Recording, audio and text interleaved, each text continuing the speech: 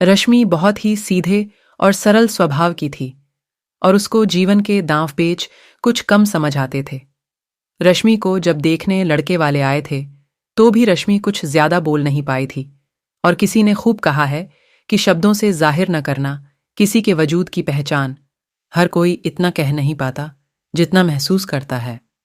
और ये कहावत रश्मि पर बिल्कुल सटीक बैठती थी। लड़के वालों को रश्मि की सादगी पसंद आ गई और बात पक्की हो गई। शादी के बाद पहली दिवाली आई तो रश्मि की सास शकुंतला जी, जो बहुत ही सुलझे हुए विचारों की थीं, वो बोलीं कि रश्मि कल हम बाजार चलेंगे और सुधा के ससुराल में जो भी दिवाली के तोहफे देने हैं वो खरीद लाएंगे। पहले मैं अकेली जाती थी, अब मैं तुम्हारे साथ जाऊंगी। रश्मि सास के साथ गई तो वो बहुत बड़े बड़े शोरूम्स पर उसे ले गई गिफ्ट्स खरीदने के लिए और कपड़े लेने के लिए। क्योंकि रश्मि मिडिल क्लास से थी तो वो कभी ऐसी जगहों पर नहीं गई थी, तो उसको बहुत अच्छा लग रहा था।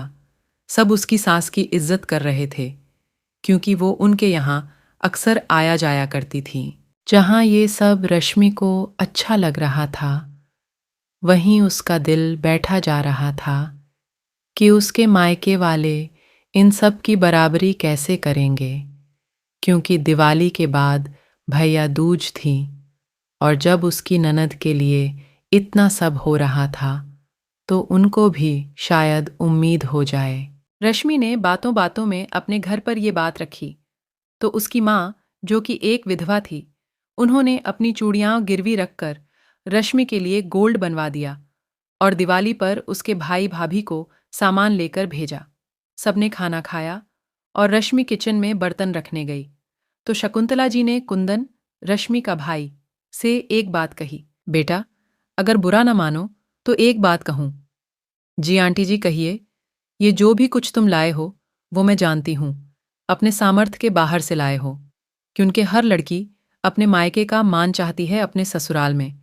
पर मेरा निवेदन है कि 250 रुपए और एक मिठाई के डिब्बे से ज्यादा मैं कुछ नहीं रखूंगी, क्योंकि भाई का हक होता है बहन को देना। इसलिए ये शगुन और तुम दोनों का प्यार हमेशा मीठा बना रहे, इसलिए ये मिठाई काफी है। कुंदन के मन करने पर भी उन्होंने सादर वो सामान वापस कर दिया, क्योंकि वो जानती थीं कि वो सामान उन्होंने अपनी चादर से बाहर जाकर खरीदा है। दोस्तों, सही कहते हैं सब कि प्यार किसी दुकान पर नहीं मिलता, बस महसूस करो तो अपने अंदर ही है। रश्मि रोने लगी और अपनी सांस के गले लग गई। कहानी पसंद आई हो तो वीडियो लाइक करें, कमेंट करें ऐसी और कहानियाँ सुनने के लिए चैनल को ज़रूर सब्सक्राइब करें।